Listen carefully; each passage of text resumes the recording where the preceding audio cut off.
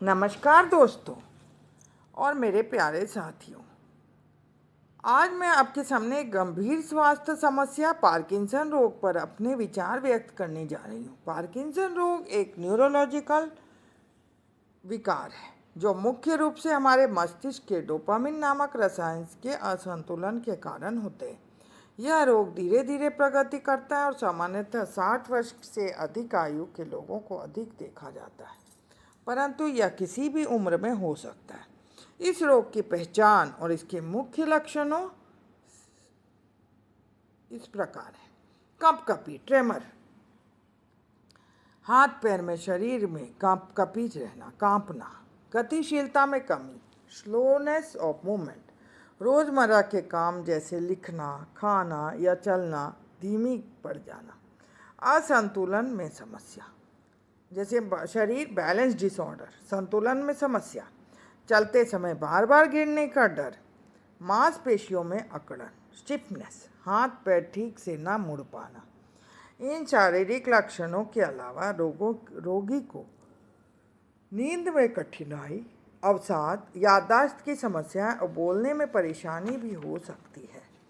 एक तांत्रिकता तंत्र से जुड़ी बीमारी है जो धीरे धीरे बढ़ती है और शरीर को गति नियंत्रित करती है। इस बीमारी में तंत्रिका क्षतिग्रस्त होती है। थेरेपी, शारीरिक थेरेपी, एक्यूपर्सनल थेरेपी, स्पीच थेरेपी मांसपेशियों की गति, संतुलन और संचार में सुधार करने में मदद कर सकता है।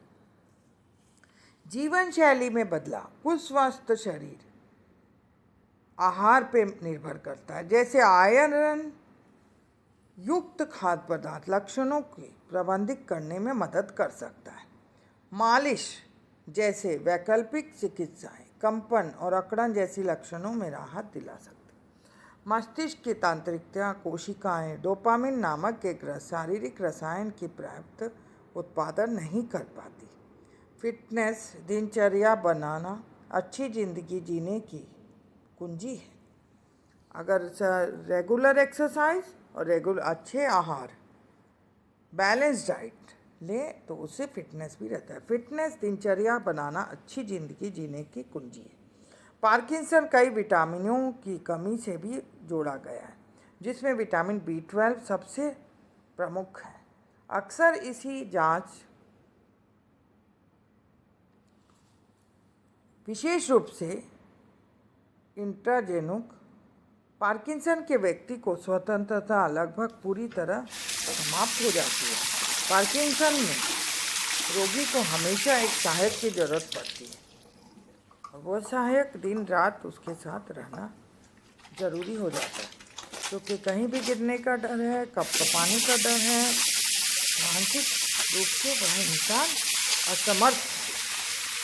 असमर्थ इतना हो जाता है कि उसको निर्भरता जरूरी है। कोई ना कोई उसके किसी न किसी पे वो निर्भर होगा, या तो परिवार वाले या कोई केयर टेकर पे। प्रमुख लक्षण अत्यधिक शारीरिक अकड़न और कमजोरी, पूर्ण रूप से व्हीलचेयर पे भी आने पर की संभावना है।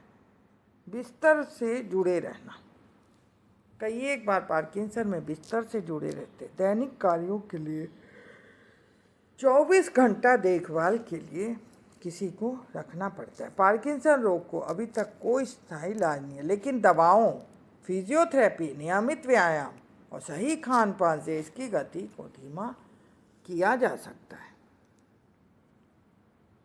रोगी के जीवन गुणवत्ता को बेहतर बनाया जा सकता है। डोपामिन जो कि एक हार्मोन है, उससे भी पार्किंसन होने की धीरे धीरे डोपामिन बनाने वाली कोशिकाएं समाप्त हो जाती है। इसके कई हैं, कभी कभार जेनेटिक, आनुवांशिक, पर्यावरण, सक्रिय रहना, व्यायाम आवश्यक है, प्रोटीन युक्त पानी, ना ज़्यादा पानी की मात्रा कमी नहीं होना चाहिए शरीर में। आज विज्ञान और तकनीकी ने बहुत प्रगति की है। डीप ब्रेन स्टिमुलेशन जैसी आधुनिक तकनीक से रोगियों को काफ़ी राहत मिली है। इसके साथ ही परिवार और समाज का सहयोग भी बहुत आवश्यक है।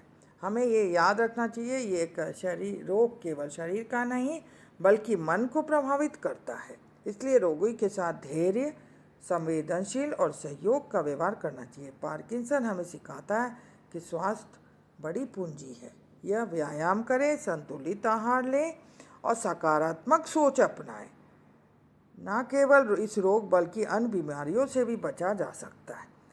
यह कहना चाहूँगी, इस रोग से जूझ रहे लोगों को सहानुभूति और सहयोग देना चाहिए ताकि वे आत्मविश्वास के साथ जीवन जी सकें और अपना जीवन सफल बनाएं। थैंक यू, धन्यवाद।